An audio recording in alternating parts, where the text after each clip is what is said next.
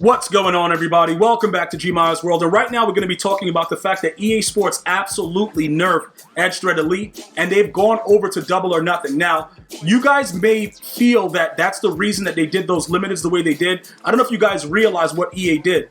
When they're trying to change a meta, they'll intentionally give us players to pay attention to, like, you know, the Reggie White or the KJB. Like, they'll give us cards like, yo, look, guys, this is what's going on. And because they're getting the 1 AP ability, it shows us exactly what's going on with it.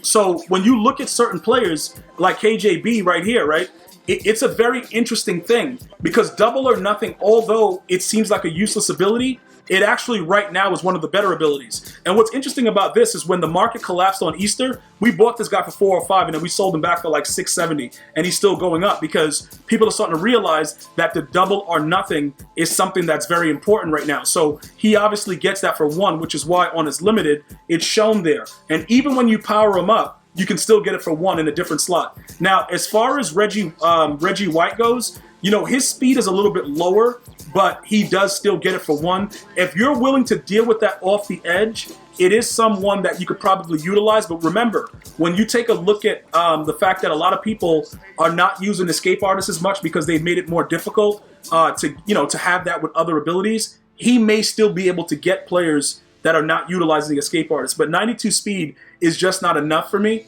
So I used him and KJB and raid sold both of them. And then came to the understanding that we have faster players at DN that can get the double or nothing for 3, and they have suitable speed. So it still works out for us regardless, right? So let's go take a look at what's going on. The number one thing that you guys have to understand, if you do want to interchange any of the players that I'm going to show you, that's fine. You can do whatever you want. But remember, the players that I'm showing you, it's part of a Raiders theme team. So let's go ahead and take a look at what's happening. We have a 51 of 50 Raiders theme team, and we're using Max Crosby and Marcus Davenport, who gets all team chems, Marcus Davenport, but Max Crosby is obviously a Raider.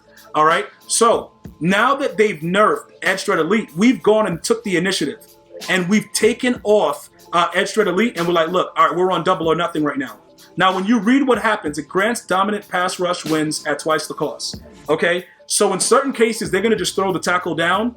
In certain cases, they're not going to be able to do anything because it's double or nothing, right? But what did we add in addition to that? Defensive rally, all right? Now, why is defensive rally useless, and how many do you need on your team? Quick answer, quick point of order, you need 1.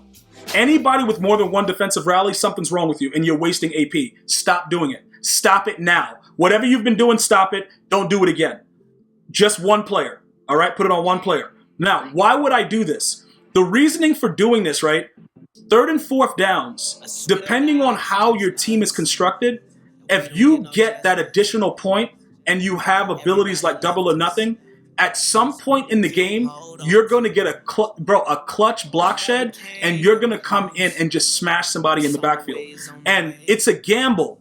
But what I'm saying is, usually when they light up and throw the tackle out the way, they're either sacking the quarterback for a fumble or getting a key sack. Now, what happened with Edge Threat Elite was this. Because of Secure Protector and the fact that so many players are using that now, it's very, very difficult to utilize Edge Threat Elite because the dominant edge rush moves and increased QB pressure is immediately nullified because they hold you there.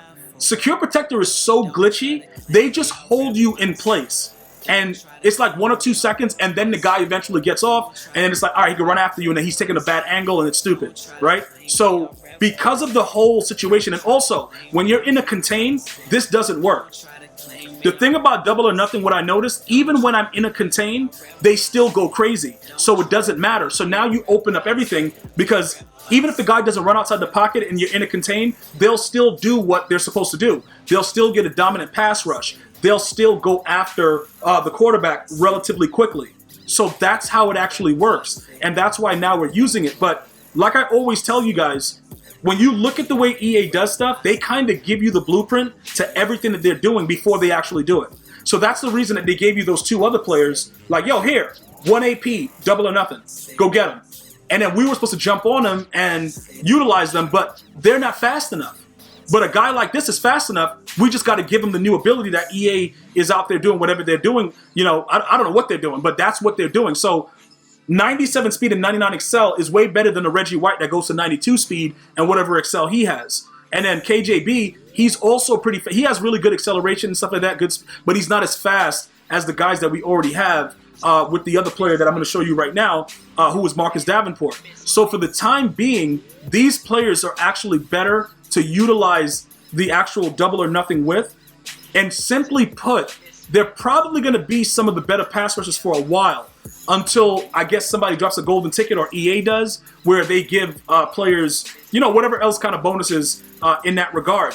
But if you guys wanted to go ahead and at least get one of them, say you wanted KJB, yo, G, I'm going to go ahead and I'm going to take the lesser amount for the double or nothing so I can open up AP, especially if you're like a, you know, a Green Bay Packers theme team. That makes sense because KJB chemmed up is going to go crazy on a Packers theme team. But if you're not a Packers theme team, you shouldn't even be entertaining it because it doesn't really matter.